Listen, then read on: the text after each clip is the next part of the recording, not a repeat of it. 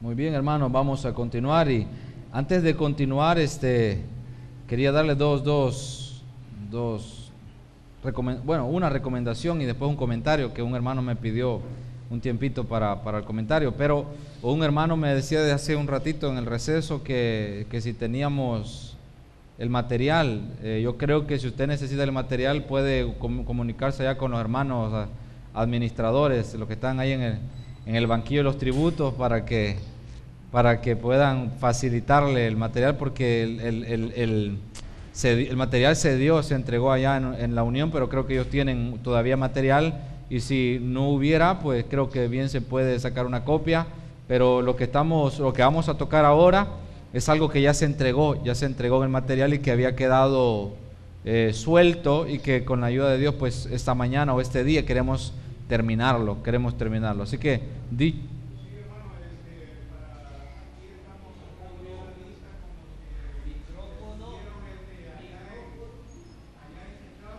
se le va a dar el material, pero se va a dar a aquellos que no lo tienen. Okay. ¿Verdad? Y estamos sacando para ver, porque no tenemos muchos, pero vamos a sacar hoy en la mediodía algunas copias para que al final se los vamos a dar. Muy bien. Entonces, después de eso, el hermano tenía un comentario en la última clase, pero por cuestión de tiempo, pues tuvimos que cortar, hermano. Sí. Hablando de la carta a Tito, capítulo 1:5, dice que porque era deficiencia, era necesario preparar diáconos y ancianos, o sea, los ancianos especialmente. Hay congregaciones que no mandan ni adultos cuando hay un enfermo. Yo estaba pensando en eso cuando estaba hablando usted, diciendo de que a veces terminando de predicar va usted cuando le dicen que tiene que ir a visitar un enfermo, cuando serían los ancianos los que tendrían que ir. Hay congregaciones que mejor mandan a jovencitos. Hay congregaciones, hermano, que mandan a los jóvenes a dejarle la cena a un hermano que esté enfermo. Pues creo yo que sería lo bueno prepararse para preparar ancianos para la iglesia, porque eso lo tiene que hacer el evangelista, preparar a los ancianos. Sí. No es que ellos solo se van a preparar leyendo el texto, sino que el evangelista va a preparar a los ancianos y a los diáconos para que sean los que están organizados en la iglesia. Sí. Solamente, hermano. Sí, por eso nosotros le decía, tenemos que ver los candidatos y comenzar a trabajar con ellos, ¿ves? Comenzar a trabajar con ellos y ver de qué manera pueden ser útiles a la iglesia. Continuando, hermanos, con lo que habíamos comenzado en la primera clase, en contraste con la falsa doctrina, Pablo va a enseñarle a Tito que como portadores de la sana doctrina es preciso ser luz en un mundo que está lleno de oscuridad. Eso es lo que Pablo va a enseñar en la vida práctica de cada cristiano. ¿Cómo podemos ser luz en un mundo que está lleno de oscuridad? Entonces, cuando leemos lo que Pablo le escribió a Tito, dijo que la iglesia en Creta tenía deficiencias. Una de las deficiencias que la iglesia en Creta tenía, que es lo que ya estudiamos, es que no tenían ancianos. Pero otra de las deficiencias que nosotros encontramos, aparte de lo que ya estudiamos y vimos, otra de las deficiencias de la que el apóstol Pablo le enseña a Tito de que hay ahí en la iglesia en Creta, es que hay vidas no transformadas. Hay vidas no transformadas. Hay personas ahí que no son espirituales. Y esta era otra de las deficiencias que el apóstol Pablo enseña que la iglesia en Creta tenía. Ahora, producto de que hubiera un vacío de autoridad en cuanto a la organización de ancianos, el resultado es que la iglesia crece con algunas dificultades. O sea, si no hay personas calificadas, si no hay personas idóneas para enseñar algunas cosas, puede ser que la iglesia crezca deficientemente, y este era el ejemplo de la iglesia en Creta. Al no tener este liderazgo, al no tener ancianos, la iglesia había crecido deficientemente y la vida de los miembros no era realmente la vida que honraba a Dios. No podían ellos decir que estaban viviendo la sana doctrina. A lo mejor sí la practicaban en la manera litúrgica, pero no la practicaban en la parte práctica. Entonces Pablo está diciéndole a Tito que enseñe, por lo menos él como ministro, en su calidad de ministro, que vaya a Creta, que vaya a la iglesia y que enseñe en aquellas cosas que la iglesia está deficiente. Y una de las cosas que tienen deficiente es su vida, es su espiritualidad. Y entonces ahora vamos a ver un poco acerca de esto. ¿Sabe, hermano, por qué es importante? Porque a veces nosotros podemos creer que estamos adorando a Dios. El cristiano, cualquier cristiano puede creer que está adorando a Dios solamente porque hace un par de cosas o algunas cosas que las considera bíblicas. Entonces, cuando hace algunas cosas que las considera bíblicas, puede decir, bueno, yo estoy realmente adorando a Dios. Pero anoche hablaba acá con algunos hermanos y les recordaba aquel pasaje donde el Señor Jesús se puso a platicar con una mujer samaritana en Juan 4, ¿recuerda usted? Él está platicando con la samaritana. Y la samaritana dice, nosotros adoramos en este monte. O sea, lo que ella dijera, nosotros adoramos en este monte, estaba diciéndole a Jesús que ella, indirectamente estaba diciendo que ella era una adoradora. ¿Sí o no? Nosotros adoramos en este monte. Entonces ella se está involucrando en la adoración. Y nosotros sabemos que los samaritanos adoraban a medias, adoraban la mitad, porque eran una combinación entre judíos y gentiles. Pero todo está claro y no hay nada oculto en la presencia de Dios. La Escritura dice, no se engañen, Dios no puede ser burlado, porque todo lo que el hombre siembre, eso va a cosechar. Y entonces, como la mujer se le está presentando a Jesús como una adoradora, Jesús le dice, bueno, pues ve y llama a tu marido. La mujer le dijo, no tengo marido. Jesús le dijo, pues bien has dicho, porque 5 maridos has tenido y el que ahora tienes no es tu marido. ¿La vida moral de esta mujer era buena? Si no era buena, ¿ella podía presentarse como una adoradora en la presencia de Dios? No. No solamente porque no tenía la ley correcta o la enseñanza correcta para presentarse delante de Dios para adorarle, sino porque su vida moral no era correcta. Y Jesús la confrontó. No crea que Jesús le preguntó por el marido de casualidad. Ella se le está planteando como una adoradora. Jesús está diciendo, el Padre me ha enviado a buscar adoradores en espíritu, pero también que sean verdaderos. No solo que adoren en espíritu, como algún predicador dirá, pues el alma para Dios y la carne para mí, el cuerpo para mí. Y sucede, suele pasar. Dice Dios, yo quiero que me adoren en espíritu, pero también de verdad. Y Jesús confrontó a esta mujer y le dijo, bien has dicho porque no tienes. Y la mujer le dice, creo que tú eres profeta. Jesús estaba hablándole acerca de los pecados que habían en su vida. De la misma manera, hermano, nosotros podemos encontrar en la iglesia, comenzando desde el ministro, comenzando desde los predicadores, escuche esto, vidas no transformadas, vidas deficientes, vidas que necesitan la reparación de Dios. Por lo tanto, es urgente poder enseñar estos principios en la iglesia y poder corregir con la ayuda de Dios este tipo de deficiencias. Lo que ahora vamos a ver es de qué manera se puede, o de qué otra forma se puede practicar la sana doctrina. La sana doctrina, hermanos, debe guiar a una actitud piadosa. Esto significa que nuestro testimonio tiene que estar respaldado por nuestra conducta. Usted no va a tener un buen testimonio si no tiene una buena conducta delante de la iglesia, en su trabajo, con sus amigos, con sus familiares. Si usted no tiene una buena conducta, entonces no va a tener un buen testimonio, y nuestro testimonio va a estar respaldado por nuestra conducta. ¿Ha oído por casualidad usted de gente que dice, y dice que es cristiano, dice, de algunos que dicen que son cristianos? ¿Ha escuchado usted esa expresión? Porque yo la he oído muchas veces. La persona se enojó, explotó, dijo un poco de cosas, de groserías, y los que están escuchando lo dicen, oiga, lo dice que es cristiano.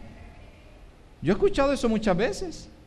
Y muchas veces nosotros estamos en esa posición. Puede ser que muchos cristianos que van a nuestras congregaciones, y le estoy hablando principalmente, y voy a tomarme un momentito para hablarle principalmente a los predicadores, a los ministros, a los líderes. De hecho, esto es una formación para nosotros. Este espacio no es una predicación más, sencillamente para una retroalimentación de nosotros que estamos ahí frente a la iglesia enseñándoles, pero no podemos enseñarles como manda Dios si nuestra vida realmente está deficiente también.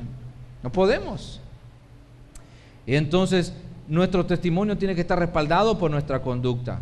Y no debemos separar la justificación de la santificación. Es decir, muchas personas dicen, yo he sido perdonado, Yo era un gran pecador, ahora soy perdonado, pero separa la justificación de la santificación. El hecho que haya sido perdonado significa que Dios está pidiéndole que se santifique. Dios lo perdonó, Dios lo limpió, pero no murió todo ahí. El proceso continúa.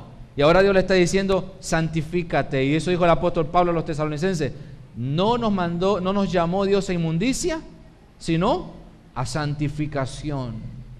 Así que hemos sido perdonados, bien, gloria a Dios, pero entonces sigamos el proceso. Y el proceso continúa en la santificación. Entonces en el capítulo 2, nosotros comenzamos así, con una enseñanza práctica para cada cristiano. Y aquí hay una pirámide que está representando una construcción. La iglesia es una construcción. El apóstol Pablo dijo eso, que la iglesia es una construcción, es el templo de Dios, es la casa de Dios. Y cada persona, cada cristiano desempeña o juega un rol importante dentro de la iglesia. Por lo tanto, si cada cristiano sabe vivir de la manera que Dios le dice que viva, entonces la iglesia va a ser fuerte. La iglesia va a ser fuerte. Si cada cristiano, si cada miembro, hombre, mujer, jóvenes, si cada uno de nosotros nos aplicamos en el papel que se supone debemos desempeñar como hijos de Dios, la iglesia va a ser una iglesia fuerte. La iglesia va a ser una iglesia estable. La iglesia va a ser una iglesia sólida. Va a ser un grupo de hombres y mujeres que honran y glorifican el nombre de Dios, no solamente con su boca, sino también con su vida. Y eso va a ser algo visible. La luz no se puede esconder, dijo Jesús. La luz no se esconde. La luz se pone en lo alto para que brille y alumbre. Eso es lo que es el propósito de la iglesia. Y nosotros conocemos que el Señor Jesucristo dijo, y yo te digo que tú eres Pedro, y sobre esta roca edificaré mi iglesia. Y entendemos a qué roca se estaba refiriendo. Pero luego que entendemos que Jesucristo es la piedra principal, la cabeza del ángulo, si nosotros entendemos esto, Él puso la base, Él puso el fundamento, y sobre eso seguimos construyendo, sobre eso seguimos edificando. Ya no hay apóstoles, no tenemos ancianos, entonces hay deficiencias en la iglesia porque los ancianos, o no hay ancianos para que puedan ayudar a que la iglesia sea eficiente, con su experiencia, con su sabiduría, con su santidad, etc. Así que la pieza más importante en una iglesia, hermanos, que carece de ancianos, es el ministro. Es una de las piezas más importantes. Ya sabemos que Cristo es la cabeza, sabemos que Cristo es la base, sabemos que no podemos edificar sobre otro fundamento, sino que sea Cristo, etc. No hay apóstoles, no tenemos ancianos, entonces la persona más importante en una iglesia y de la cual va a depender mucho va a ser el ministro. Va a ser el ministro. Ahora déjeme hacerle una pregunta. Y yo le invito, hermano, en el amor del Señor, a que reflexionemos en nuestras vidas. ¿Qué dicen de usted como ministro? ¿Cuál es el concepto que la iglesia tiene de usted como ministro? ¿Cuál es el concepto que los vecinos tienen de usted como ministro? ¿Cuál es el concepto que en su trabajo tienen de usted como ministro? ¿Cuál es ese concepto? ¿Qué dicen de nosotros? Alguien dirá, lo que la gente diga de mí, y vamos a hablar un poquito de eso más adelante, no es importante. Sí es importante. Y yo quiero explicarle algo acá. Hace poco leí algo que un hermano publicó en Facebook y decía, la mejor forma para que hablen bien de uno, decía, es que uno esté muerto. No falla, dice. Muérase y todo el mundo va a hablar bien de usted. Qué bueno que era, qué amoroso, qué servicial. No falla, decía el hermano. Ok. El Señor Jesucristo dijo esto en una ocasión, que si con el árbol verde hicieron lo que quisieron, ¿qué no iban a hacer con el árbol seco? Es decir, si a Jesucristo le llamaron Belcebú, ¿cómo no le van a decir a usted o cómo no me van a decir a mí? O sea, que la gente puede hablar de nosotros, pero ojo en esto, si hablan mal de usted como ministro, si tienen un mal concepto de usted como ministro, pero sencillamente eso que hablan, o ese concepto que ellos tienen, es por el error que hay en su mente, por el error que hay en su corazón. No tiene por qué preocuparse. Es decir, pueden decir muchas cosas malas de usted, pero hay muchas calumnias. Y si usted sabe que su corazón está bien delante de Dios, usted sabe que es inocente, usted no tiene que preocuparse. Realmente lo que digan de mí, lo que puedan hablar de mí, a mí me tiene sin cuidado. El que quiera tener amistad o relación y comunión conmigo, pues yo estoy dispuesto a hacerlo. Pero si alguien dice, mire, no me hable, no se relacione conmigo, no, yo no le puedo obligar, no le puedo imponer mi amor. Así que si anda hablando y si anda diciendo de mí, mi conciencia está tranquila delante de Dios y yo soy siervo de Dios y eso es lo que me interesa. Ahora bien, si están hablando de mí porque hay causa, porque hay razón, entonces ahí tengo que pensar y tengo que reflexionar. Porque puedo llegar a caer en el error de decir, yo sé lo que estoy haciendo y Dios me va a juzgar, y como muchos lo dicen, pero realmente lo que se está hablando, lo que se está diciendo de ellos es algo real. Y como el dicho dice, no se puede tapar el sol con un dedo. Y a veces hay ministros que están dando mal testimonio, que están teniendo mala reputación y no les interesa. Cuando algo es falso, cuando algo es infundado, cuando algo no tiene razón, cuando algo es prejuicio, no tiene por qué preocuparnos. De Jesús hablaron, van a hablar de mí. Pero si están hablando de mí por una causa, si están hablando de mí con fundamento, si están hablando de mí con razón, claro que tiene que preocuparme. Porque ese era el problema de los falsos maestros que estaban en Creta, que tenían una vida peor que la vida de los miembros, una vida peor de libertina. Por eso Pablo le dice a Tito, tú en cambio, escucha esta expresión, tú en cambio, y aquí el pronombre singular es enfático, tú en cambio, le está diciendo que tiene que haber una diferencia entre él como un verdadero siervo de Dios y aquellos que dicen que son siervos de Dios. Tiene que haber una diferencia marcada. Y así comienza Pablo el capítulo 2. Tú en cambio, eso dice, pero tú habla lo que esté de acuerdo con la sana doctrina. ¿Qué dicen de nosotros? El pasaje más famoso, uno de los pasajes más famosos en las Escrituras, Jesús les dijo a sus discípulos, ¿qué dice la gente de mí? Ahora analice esto conmigo. ¿Qué decían de Jesús? ¿Quién era él? Decía la gente.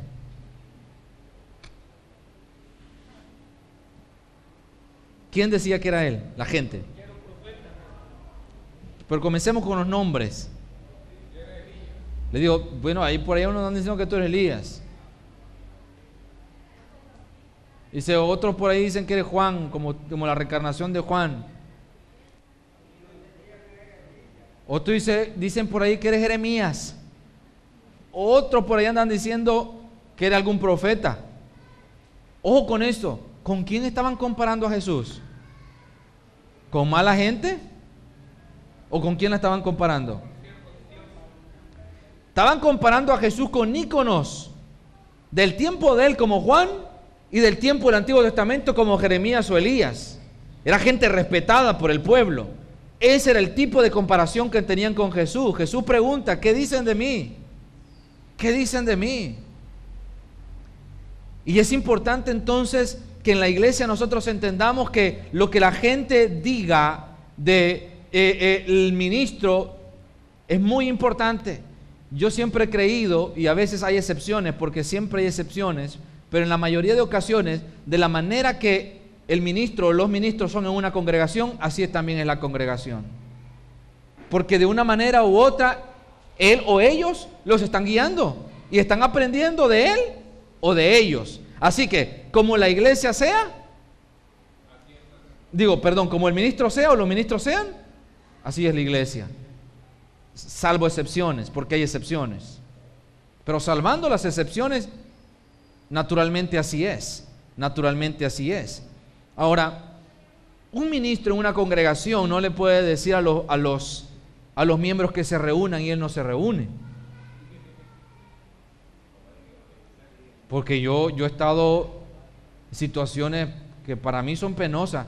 ¿Cómo yo le voy a decir a usted, venga a la reunión, hermano, no se quede en su casa? La Escritura dice que no se tiene que dejar de congregar, que esa es una mala costumbre que algunos toman. Y que eso algunos cristianos inclusive lo hacían, así que usted no tiene que hacerlo. Y el hermano Eduardo, el domingo aparece, si es que. Yo conocí un hermano que decía, se paraba en el púlpito y decía, miren hermanos, yo no vengo a los cultos, pero yo me quedo en mi casa y me quedo, cuando ustedes están cantando, yo también estoy cantando allá yo solito con mi devocional, dice. Yo ya estoy leyendo la Biblia yo solito también. Por eso no vengo al culto, decía, pero usted venga, ese. ¿Cómo puede decirle un líder eso a la iglesia? O como el hermano ahorita decía, hermanos, hay almas que salvar, hay que evangelizar. Y en su vida fue evangelizar. ¿Cómo es posible? Por lo tanto, de lo que la iglesia diga del predicador va a ser muy importante. Porque se supone que ahora, como ministros y viendo la deficiencia que en la iglesia hay por la ausencia de organización, entonces ahora el ministro tiene que tomar ese papel y enseñar. Pero es hipocresía enseñar sin hacer. Y por eso el Espíritu Santo dijo, enséñate a ti mismo.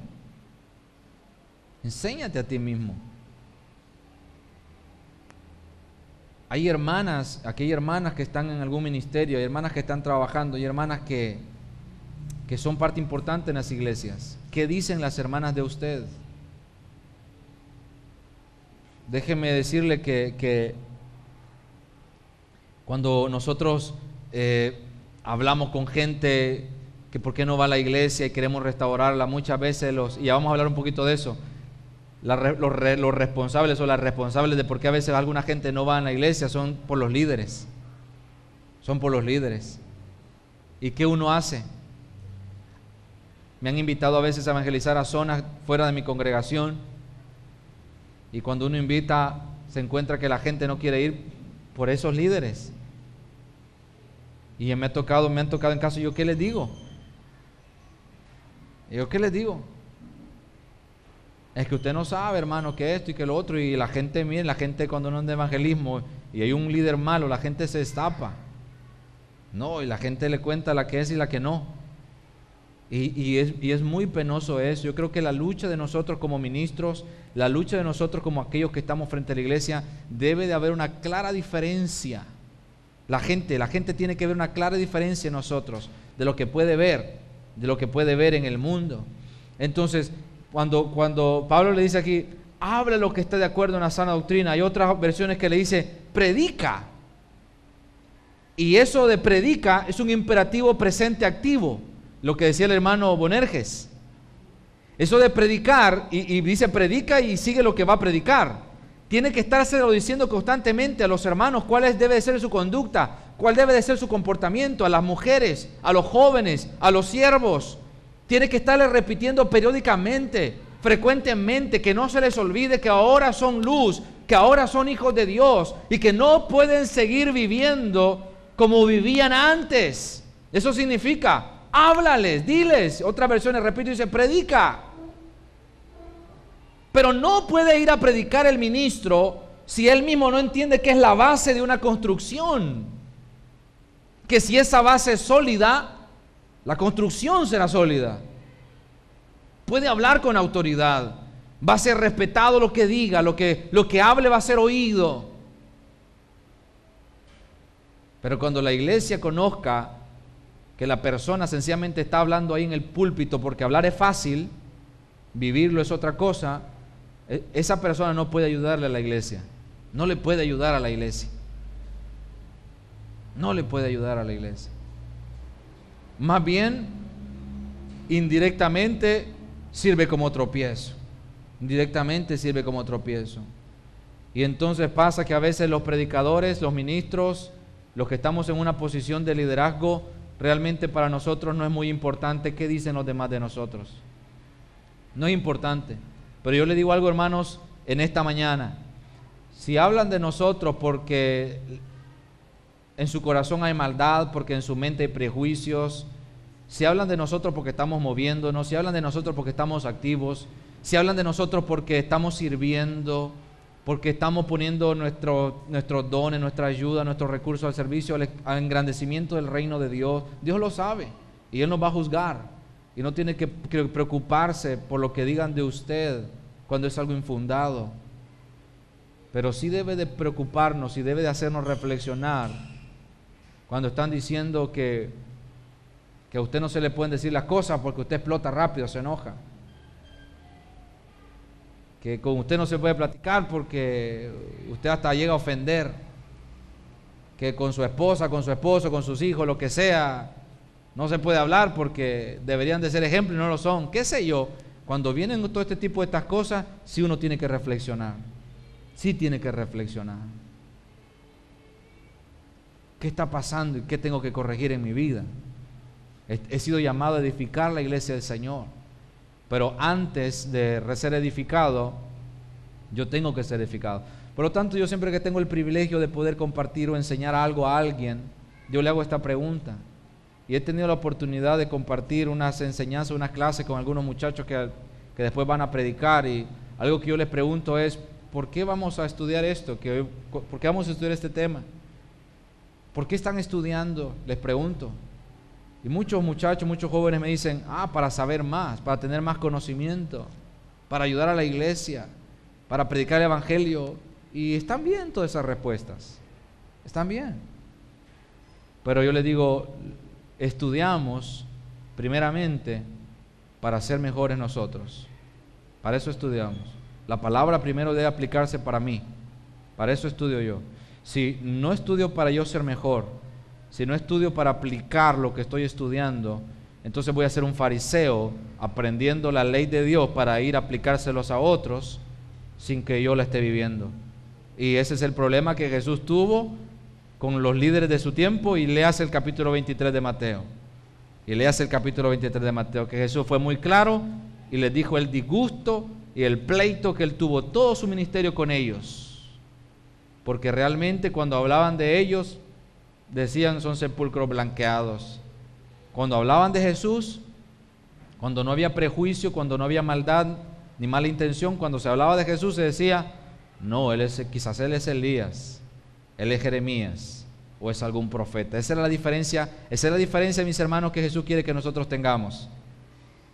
Hablamos de los ministros denominacionales porque son libertinos y enseñan libertinaje, y puede ser que nosotros vengamos a caer también en lo mismo.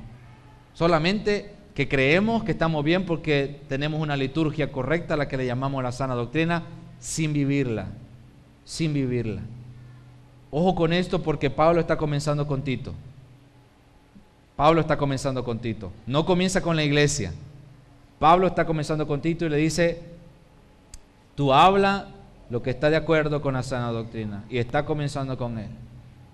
Ahora, luego vienen los ancianos. Los ancianos, la palabra griega que se utiliza en este pasaje es la misma palabra que aparece también en Tito 1:5 cuando está hablando ancianos o ministerialmente. Sin embargo, el griego koine era un lenguaje complejo. Y a veces usaba una palabra para decir lo mismo. Sin embargo, cada palabra a veces tiene que entenderse o interpretarse a la luz de su propio contexto. Y en el contexto del capítulo 2, acá no se está refiriendo de los ancianos. De hecho, no hay ancianos organizados bíblicamente. Entonces, dado a este contexto y al estudio que nos lleva a entender esto, acá Pablo se está refiriendo en su cultura a los hombres de mayor edad. En esta cultura los hombres de mayor edad, y variaba dependiendo las zonas y los lugares, pero se entendía que los hombres de mayor edad eran de 60 años para arriba. En la mayoría de lugares, 60 años para arriba, porque la vida adulta era ¿de qué años para arriba? ¿De qué años era la vida adulta? ¿25? ¿A qué edad comenzó Jesús su ministerio? A los 30 años. Porque se entendía que a los 30 años era una persona adulta, ya era aceptada por la sociedad. Se podía escuchar lo que decía, ya era una persona adulta. Y realmente es verdad. Yo le dije hace un momento que ya entré a los 80 y le soy muy sincero, mi mente ha cambiado en cuanto a lo que yo pensaba en la década de los 20 años. O sea, ahora estoy viendo ya un poco más veo aquello para abajo y veo que me falta mucho, pero la edad de los 20 años es otra cosa. obviamente, repito, hay excepciones. A veces hay gente muy madura, o sea, hay muchachos muy maduros, hay muchachos que miran las cosas y tienen una visión distinta, diferente que otros, pero la generalidad es que aún en la década de los 20 uno está aprendiendo y comete muchos errores. No significa que cuando entra la década de los 60 en adelante no va a cometer errores, pero ya se empieza a ver la vida de diferente manera. Ya yo ahora tengo primos menores que están en la década de los 20 y yo estoy trabajando y estoy haciendo algo, y ¿sabe cuál es el placer que yo encuentro? En la mayoría de las ocasiones, irme a la casa a descansar, estar allá con la familia y qué sé yo, sentarme en el sillón de la casa a ver algún programa de televisión y estar con mi hijo y mi esposa. Ese es muchas veces mi descanso. Y me dice un primo que tengo, no, hombre, que ya está viejo, está aburrido, no, hombre, salgamos a un lugar, vamos a un lugar. Y yo, no, ya no quiero ir. Esa es mi salida. Entonces realmente digo, sí, estoy envejeciendo ya. O sea, ya no es antes como pasaba jugando todos los días y ya el deporte me gusta, pero ya no lo practico con tanta pasión como antes, entre otras cosas, porque mi organismo ya está resintiendo algunos dolores que me imposibilitan seguir dando clase, instrucción de fútbol, por decir algo. Ya no lo practico mucho, pero la vida empieza a cambiar y por eso es que se considera una persona mayor de edad a los 30 años en adelante, pero una persona adulta de los 60, una persona vivida. Entonces, cuando en el capítulo 2 dice, en el versículo 2, que los ancianos sean sobrios, serios, prudentes, sanos en la fe, en el amor, en la paciencia, se está refiriendo a los hombres de mayor edad en la iglesia, y vamos a hablar de hombres de mayor edad mayor edad en la iglesia. Vamos a hablar de esto. Cuando Pablo le dice que sean sobrios, literalmente esto tiene dos significados. Ser sobrio significa, puede aplicarse en lo físico y en lo espiritual. Puede significar sabio y también puede referirse a la embriaguez. Y creo que en el contexto en el que Pablo le está hablando a Tito, las dos cosas eran importantes. Porque como vamos a leer más abajo, cuando Pablo está hablando de la mujer, el alcoholismo era un problema que la isla de Creta tenía. Eran borrachos. Puede ser que había muchos cristianos que eran borrachos. Entonces puede aplicarse literalmente a que estuvieran sobrios. Y también esto significa que por la edad ellos tendrían que ser sabios. Ellos tenían que ser sabios. El término también puede usarse metafóricamente para indicar una alerta mental que una persona adulta tiene, a diferencia de una persona más joven, distinta a la persona más joven. Naturalmente se entiende que una persona adulta va a comportarse diferente a la de un joven. Se entiende eso por naturaleza. Entonces puede estar refiriéndose a eso el apóstol Pablo. Ahora, los adultos deben exhibir cualidades en su vida, hermanos. Escuche eso. Los adultos deben de exhibir cualidades en su vida que sean consistentes con su edad y experiencia. O sea, las cualidades que hay en un adulto tienen que ser consistentes con la edad que él tiene y la experiencia de vida que tiene. Un adulto no puede conducirse en la iglesia, un hermano adulto en la iglesia no puede comportarse como un joven. No puede comportarse como un joven.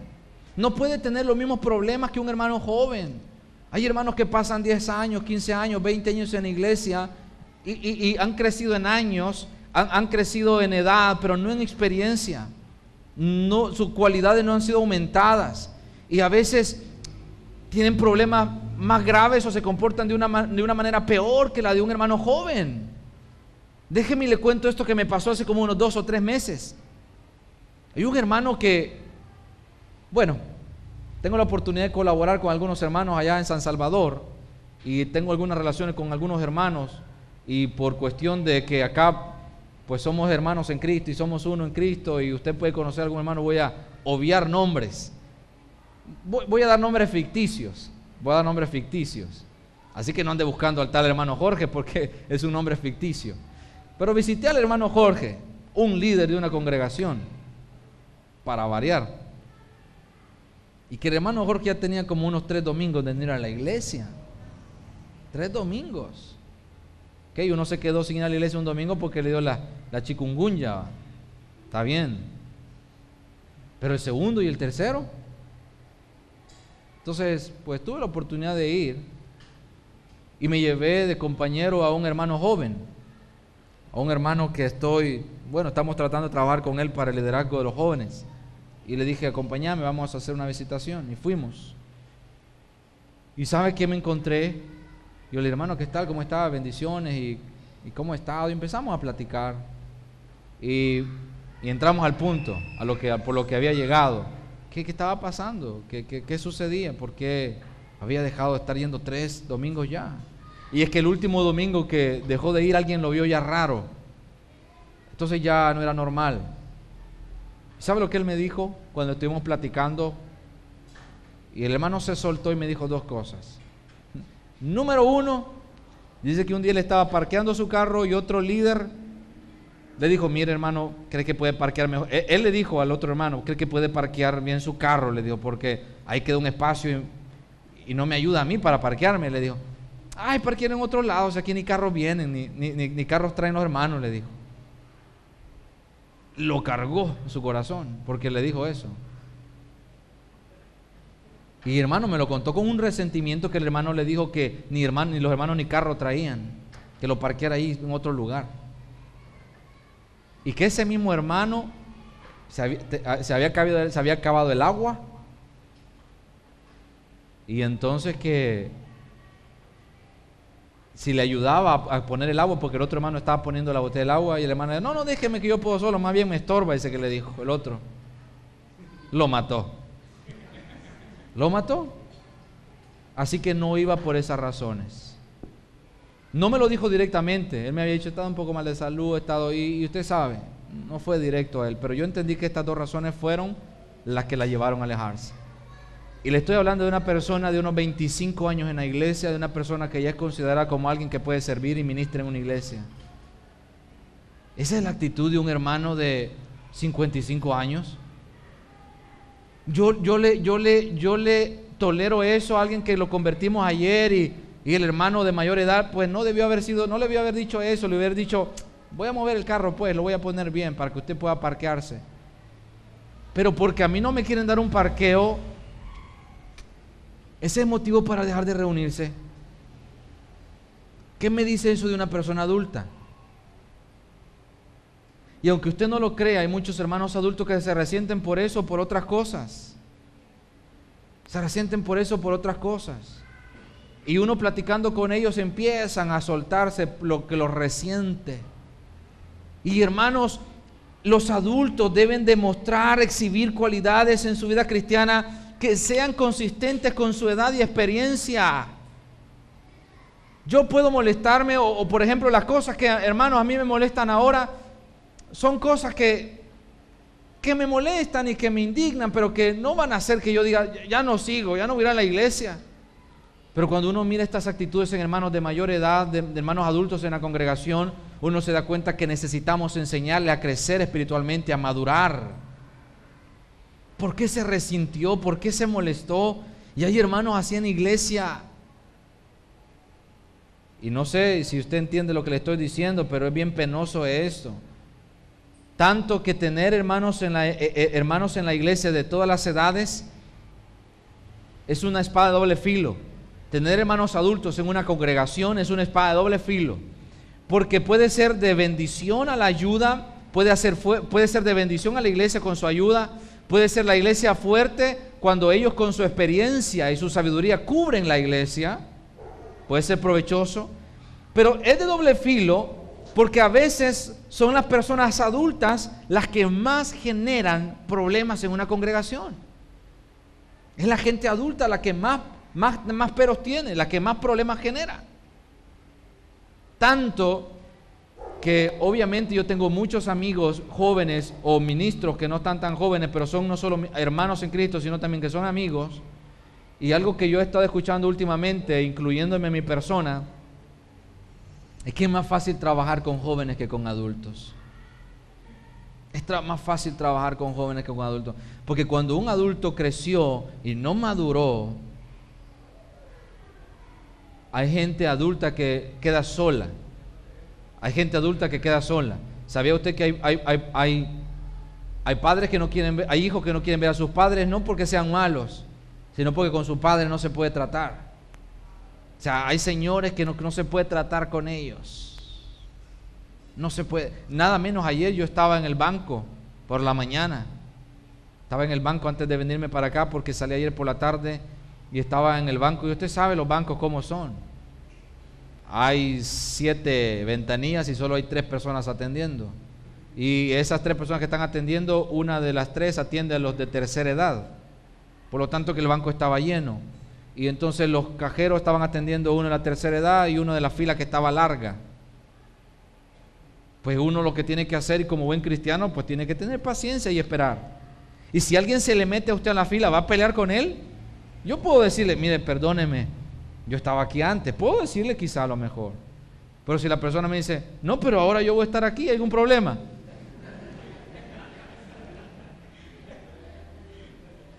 ¿Qué le digo? Dele, ya me lo dijo. Pues mire, la gente de la tercera edad, la persona de tercera edad que no se supo dominar, que no fue guiado por el Espíritu de Dios, que Dios no lo moldeó cuando tenía que moldearlo, hermano, es un problema. Estaban pasando uno y uno está fijándose en eso, porque obviamente el tiempo está pasando y uno quiere pasar y uno está pendiente de todo eso. Pues el Señor pasó otra persona y dijo, yo estaba primero, yo estaba antes. Hizo un desorden, un señor de le calculo unos 75 años. Unos 75 años. ¿No están pasando así pues? ¿Y por qué no tiene más? Empezó ahí, hermano, 75 años. Un señor que pienso yo que debería de ser prudente, debería de ser amable. O sea, él ya vivió tantos años, puede esperar un poquito más. Puede esperar, no tiene que ir a trabajar, qué sé yo, está paseando porque ya está jubilado. El punto es que el tener hermanos de mayor edad en una iglesia puede convertirle en un arma doble filo, una espada doble filo. Cuando los hermanos en la iglesia adultos son espirituales, son de gran bendición a la iglesia, cubren a los más jóvenes, ayudan, empujan, qué sé yo. Pero cuando Dios no permitieron que Dios obrara en sus vidas, se está peleando con ellos y que no se hace una cosa y no se hace otra porque no se puede. Hay que agradarlos y es importante entender esto. Nosotros como predicadores, y la última clase vamos a ver un poco de esto, tenemos que ver lo que realmente es importante y lo que no es importante. Y tenemos que estarle predicando a los hermanos adultos cuál es el carácter que ellos como hombres adultos deben de tener ya con el tiempo que han tenido en la iglesia. Tenemos que estarle recordando a ellos, tenemos que estarle recordando. Así que a veces puede ser que el colmo sea que encontremos jóvenes en la iglesia que son de más bendición que gente que debería de serlo por su edad y su experiencia. Debería serlo por su edad y experiencia. Pero hay jóvenes que son de mayor bendición a la iglesia. Entonces, los valores se pasan de generación en generación. Los adultos en una iglesia deben de enseñar a los más jóvenes, no solamente por palabras, sino por su ejemplo. Por su ejemplo. Uno puede aprender de lo más viejo. ¿Sabe una de las razones por la cual, y termino esta parte con esto, una de las razones por las cuales las iglesias de Cristo, y hablo en términos generales,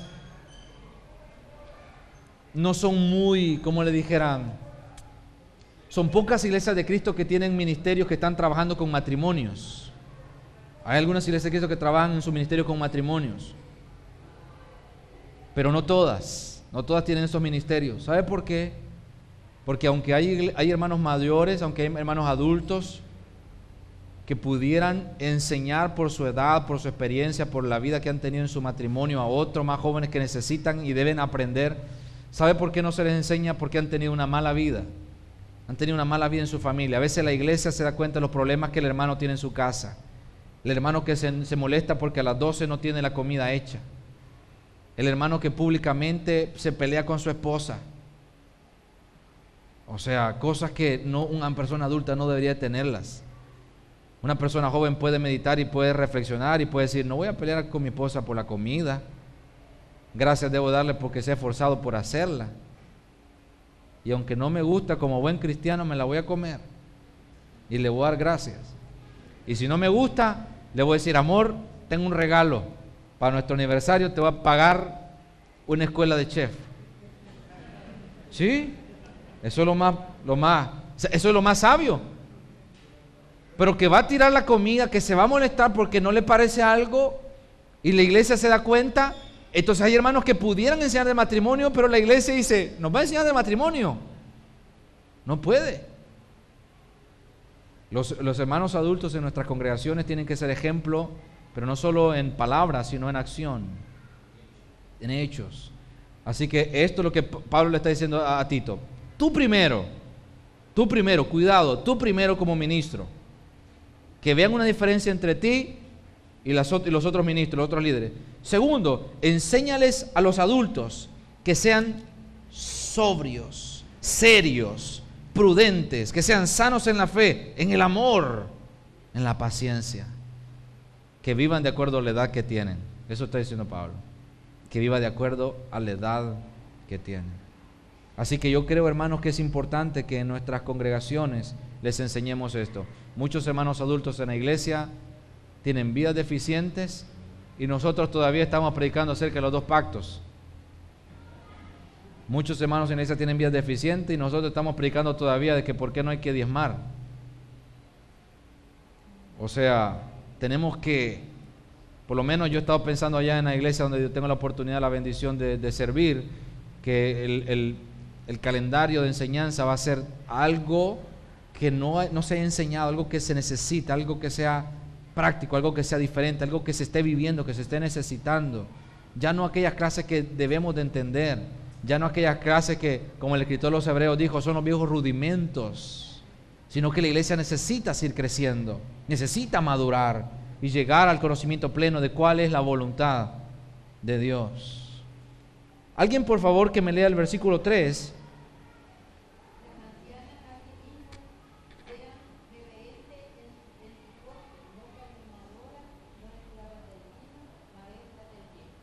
Cuatro y 5.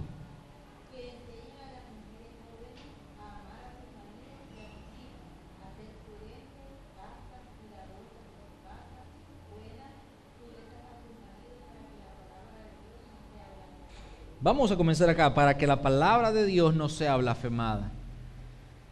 Ay, hermanitas,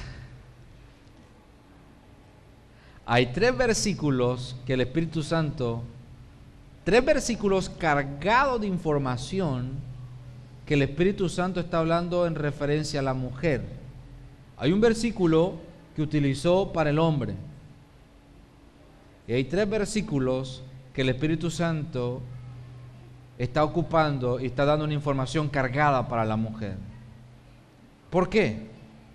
Bueno, yo creo que la mujer, y obviamente físicamente, emocionalmente, en todos los términos que podamos comparar, creo que una mujer es diferente a un hombre. Y de hecho, esa es la gracia. Dios los diseñó de tal manera que pudieran complementarse. De hecho, fue Dios mismo el que dijo que la mujer era una ayuda idónea. O sea, la mujer hace o le da o le aporta al hombre lo que él no puede hacer. Mire, yo no sé cómo una mujer administra la casa, ese trabajo yo no lo quiero. Pero sí puedo decirle que una mujer que es ama de casa es una mujer que trabaja más que un hombre. Eso sí le puedo decir, y más cuando hay hijos. Eso sí le puedo decir. Yo no pudiera hacer eso. Yo no pudiera hacer eso. O sea, la delicadeza, el cuidado, el detalle de una mujer, la mente de una mujer es distinta a la de un hombre. Pero por alguna razón, la mujer, salvo excepciones, la mujer también es más débil que un hombre. Y no estamos hablando de machismo. Por ejemplo, y tenemos que tener cuidado con eso, hombres. Pero por ejemplo, desde que leemos Génesis, la serpiente no buscó a Adán. La serpiente no buscó a Adán. Yo creo que como la misma escritura dice, la serpiente era astuta. Y comprobado está que una mujer es convencida por lo que oye. Comprobado está. El hombre, por las razones que sea, es como que piensa, medita un poco más lo que le están diciendo por la razón que sea. Por la razón que sea. Es decir, se dice de la mujer en términos generales que el hombre le da $100, mañana no tiene los $100, en términos generales. Porque vio un par de zapatos, ya tiene 7, pero quiere uno más. Porque vio un vestido que valía 25, pero está en descuento y vale 20. Porque por las razones que sean, se entiende que a una mujer, por ejemplo, no le alcanza el dinero. El hombre es un poco más economista. El hombre está viendo. O sea, naturalmente esto ocurre. Y no estoy hablando algo exagerado, hermanas. Y quiero que me entiendan mis hermanas. Y los hermanos quiero que me entiendan que no estamos hablando de machismo. Pero hay una idea general de esto. De hecho, se dice, por ejemplo, de la mujer, y yo como conductor, donde yo vivo, puedo aseverarlo, mujer al volante, peligro constante, se dice. La mujer que sabe manejar, maneja mejor que el hombre. Pero por su propia naturaleza, los nervios, porque es más delicada como ser, la hace como más insegura, más temerosa, lo que sea. Y vaya que Dios me ha librado, y siempre que Dios me libra de algo, cuando como voy manejando, yo digo, es mujer, que no calculó bien, que hay excepciones, repito. O sea, hay hombres que es un peligro subirse con ellos, son excepciones. Y hay mujeres que manejan mejor que un hombre, están las excepciones. Pero lo que estoy hablando acá es que el Espíritu Santo cree que la mujer necesita mucha ayuda, y el hecho de que la mujer sea mujer, la mujer tiene un gran ministerio en la iglesia. Hay cosas que solo una mujer puede aprender para enseñar a otras mujeres y no el hombre. Hay cosas que solamente una mujer, por el hecho de ser mujer, puede enseñar y no el hombre. Por ejemplo, algo que vamos a hablar acá un poquito más a profundidad, dice que enseñen a amar a su marido, porque a veces el amor es de palabra. En nuestros tiempos muchas veces el amor es de palabra, mas no de hechos. Y yo en una clase me acuerdo haber dicho, ¿yo cómo le puedo enseñar a una mujer que ame a su marido? Con mi propia experiencia. Yo no he tenido marido ni quiero tener. ¿Cómo le voy a enseñar que ame a su marido? ¿Cómo le voy a enseñar a soportar a un hombre? Y a mí no me gusta soportar a los hombres. Pero una mujer adulta que ha vivido, una mujer adulta que batalló con un esposo por años, una mujer adulta que ha criado a sus hijos con la ayuda de Dios, una mujer adulta que Dios le dio la sabiduría para guiar su casa, que Dios le dio la sabiduría para conducir su familia, para cuidarla, para protegerla. Esa mujer puede ser de gran bendición, de gran ayuda a aquellas mujeres recién convertidas, a aquellas mujeres recién casadas que tanto necesitan y que tanta información tienen que recibir. Le voy a decir algo, yo cumplí 7 años de casado en abril, 7 años, y he aprendido cosas que nadie me dijo. Yo aconsejo hoy en día que vayan a una consejería antes de casarse, a los jóvenes, antes de que ustedes se casen, acudan a una consejería con gente de experiencia. Es bueno, porque yo no entendía muchas cosas que he tendido a las malas. Yo no entendía muchas cosas que tristemente me tocó aprenderlas a la fuerza si quiero hacer la voluntad de Dios. Me tocó aprenderlas así. Pero uno comete tantos errores en su matrimonio cuando uno recién se casa, salvo excepciones. O sea, fuera bonito que en el caso de la mujer, las mujeres ocuparan el tiempo para ser maestras de otras mujeres. Pero vamos una vez más, no ser maestras de palabras. Ser maestras con el vivo ejemplo. Con el vivo ejemplo. Porque el apóstol Pablo dice que enseñen a las mujeres jóvenes, y este es un ministerio, a amar a sus maridos y a sus hijos, a ser prudentes, castas, cuidadosas de su casa, buenas, sujetas a su marido, para que la palabra de Dios no sea blasfemada. Una mujer de mayor experiencia le puede enseñar esto a una mujer que lo necesita. Le puede enseñar esto a una mujer que lo necesita. Pero si las mujeres adultas, si las hermanas adultas en la iglesia son las que más problemas dan en la congregación, ¿cómo es posible esto? Porque hay hermanas adultas en una iglesia, hermanas adultas, hermanas mayores, que sí son problema en una congregación. ¿Qué significa esto? Que la próxima generación de hermanas jóvenes, de mujeres, tristemente está condenada a ser deficiente. ¿Quién le va a ayudar? ¿Quién le va a guiar? ¿Sabe que hay temas sexuales, por decir algo, que si nuestro ministerio de matrimonio no está bien, obviamente temas sexuales no se tocan, temas de aspecto sexual, y hay mujeres jóvenes que pueden tener dudas en cuanto a la sexualidad? Y una mujer joven puede acercarse, dependiendo el grado de madurez y de santidad que un ministro tenga, puede buscar ayuda. Pero yo creo que una mujer que tenga este tipo de experiencia le sirve de más ayuda a una mujer. No solamente porque sabe y entiende y siente lo que otra sabe, entiende y siente como mujer, sino porque ella misma lo ha experimentado y lo ha vivido. Pero si una mujer realmente no da el ejemplo en la iglesia, hermanas adultas, si una mujer no da ejemplo de esposa, si una mujer no da ejemplo de buena madre, si una mujer le grita a sus hijos, si una mujer no sabe educarlos, criarlos.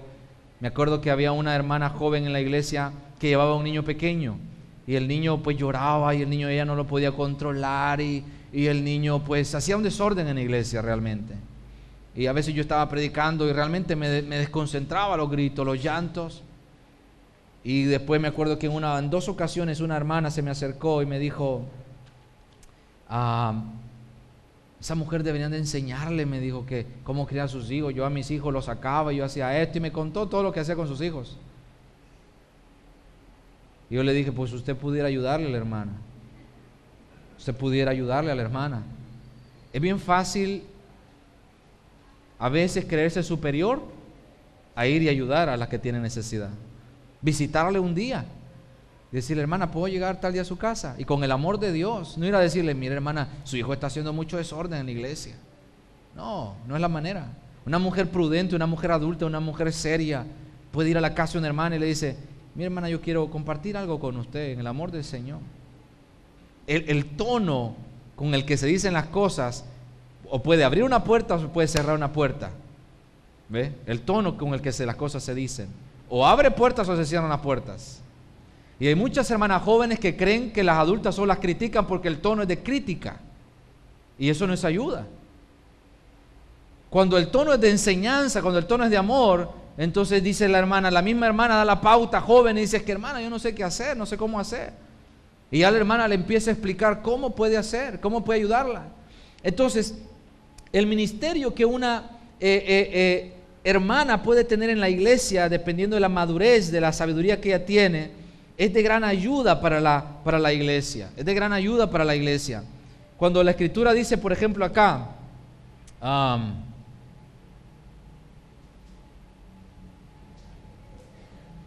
cuando dice, por ejemplo, no calumniadoras, ¿a qué se refiere esto? No calumniadoras. Vamos a dejar hasta acá, porque llevo ahora el tiempo, hoy lo voy midiendo, y cuando comencemos en la otra parte, entonces vamos a hablar un poquito más de esto y vamos a proseguir. Pero no sé si hasta aquí hay alguna pregunta o alguna duda que alguien tenga en cuanto a lo que hemos hablado, que esto es práctico,